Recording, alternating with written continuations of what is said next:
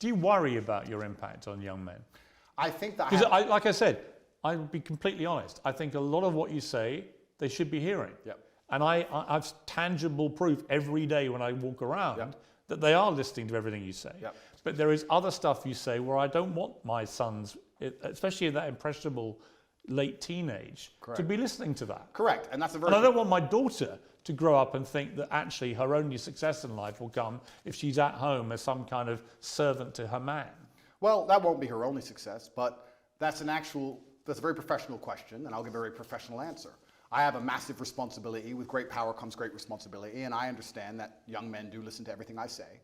I do think I say good things, but you also made a very pertinent point there. You talked about the impressionable age of a teenager, and it's very easy for a teenager with their hormones and their lack of life experience to take the things I say and weaponize them and use them in the incorrect context. However, that is not my fault. You could argue that 16 and 17-year-olds can look at anything on the internet and misunderstand it. You could argue that all of this transgender garbage and all of these rappers talking about killing each other and all these drill artists talking about stabbing their enemies could be misunderstood by a 16-year-old. I agree.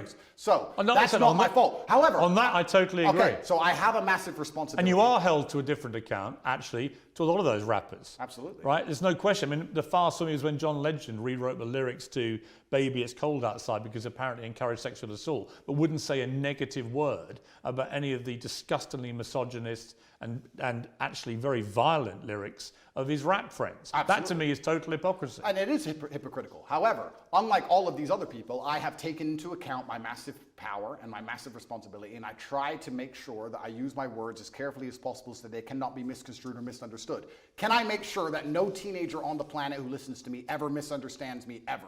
No, I can't do that, but I am doing my very best. What do I actually talk about? What do I actually say? What I do is I come along, and let me give you the broad overview of my message. You're a man, so your life sucks. It's always going to suck, and it's going to be pain. You're going to do nothing but suffer. You're going to suffer as a nobody, or you're going to suffer the pain it takes to become Actually, great. most men don't have that. But you're going to suffer as a nobody, because trust me, nobody suffer. Or you're going to suffer the pain it takes to become great. Life is not supposed to be a happy picnic. You're supposed to get up, work hard, dedicate yourself, get strong, get rich, go through whatever it takes to become somebody of significance. That's my overall message, I believe it's a positive. You haven't got to get rich to be happy. No.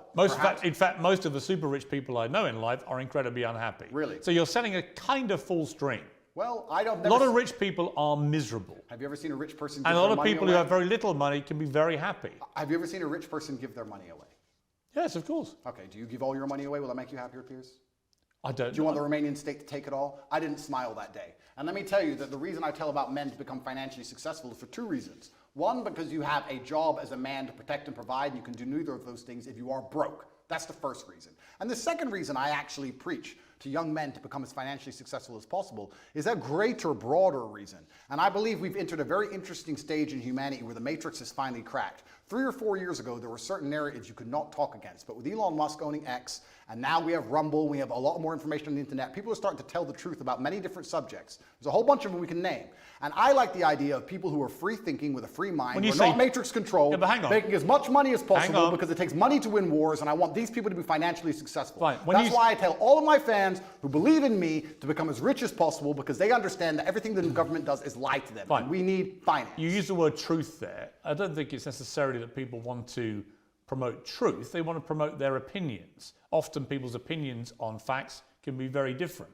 People can take the same set of facts to different opinions. Doesn't mean it's the truth, right? Well, that's true. But I don't believe in this my truth crap, right? Neither do I. But there are facts which have to be accepted. And you can have an opinion about them. You and I can disagree about all sorts of opinions, but actually not facts. Okay, but I can argue this point where the matrix comes out with a fact, and all the opinions countering that fact are censored and they are destroyed, then that fact becomes de facto truth because it's the only version of reality which exists to be ingested by the mind.